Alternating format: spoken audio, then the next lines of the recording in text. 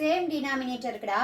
இப்போ 7/9 minus 3/9. Okay, கீழே வந்து சேம் டினாமினேட்டர், அதாவது இது வந்து நியூமரேட்டர், இது டினாமினேட்டர்.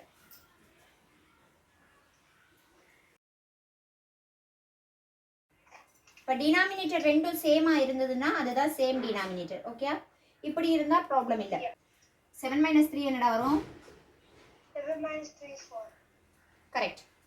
ஸோ 4 சேம் டினாமினேட்டர்ன்றதுனால 9 அப்படியே நம்ம போடுறோம். This is the answer. Yeah, இது வந்து சேம் டினாமினேட்டருக்கு. இப்போ இதுவே டிஃப்ரெண்ட் டினாமினேட்டராக இருந்தால் 5/7 மைனஸ் 2/5. டிஃப்ரெண்ட் டினாமினேட்டரில் டினாமினேட்டர் ரெண்டும் டிஃப்ரெண்ட் நம்பர்ஸாக இருந்தால் அதுதான் டிஃப்ரெண்ட் டினாமினேட்டர். ஓகே, ஸோ இது ரெண்டையும் நம்ம என்ன பண்ண போகிறோம்?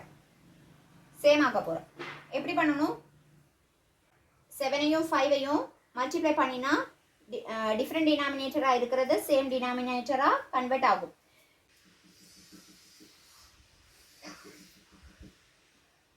இந்த 5ஓட இந்த 5ஐ மல்டிப்ளை பண்ணணும், 7ஓட இந்த 2ஐ மல்டிப்ளை பண்ணணும், அண்ட் இது ரெண்டையும் மல்டிப்ளை பண்ணணும். ஓகேயா?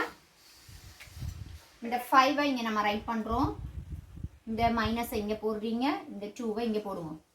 ஃபஸ்ட்டு இருக்கிற ஸ்டெப் என்னவோ அதை அப்படியே போடுங்க. 5 - 2 போட்டிங்களா? தென் கீழே 7 × 5. யா, இங்கே இருக்கிற நம்பரை அப்படியே போட்டுட்டு தென் மைனஸ் இங்கே போட்டுட்டு இங்கே நம்பர் போட்டுட்டு டிவைடட் பை இந்த 7 டைம்ஸ் சிம்பிள் போட்டுட்டு 5 போட்டுட்டு இங்கே வந்து ஆரோ மார்க் எப்படி கொடுத்துருக்கேன்டா? இந்த நம்பருக்கு தானே கொடுத்துருக்குறேன். அப்போ நீங்கள் என்ன பண்ணணும்னா டைம் சிம்பிள் போட்டுட்டு இந்த வேல்யூ இங்கே அண்ட் இந்த வேல்யூ இதோட மல்டிப்ளை பண்ணணும். சரி, ஓகேயா? 5 × 5 = 25 minus 2 × 7 = 14 divided by 7 × 5 என்னடா? 35 equal to 25ல இருந்து 14 மைனஸ் பண்ணுங்க.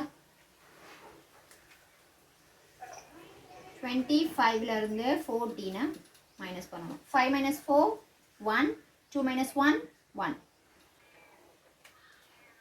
11 divided by 35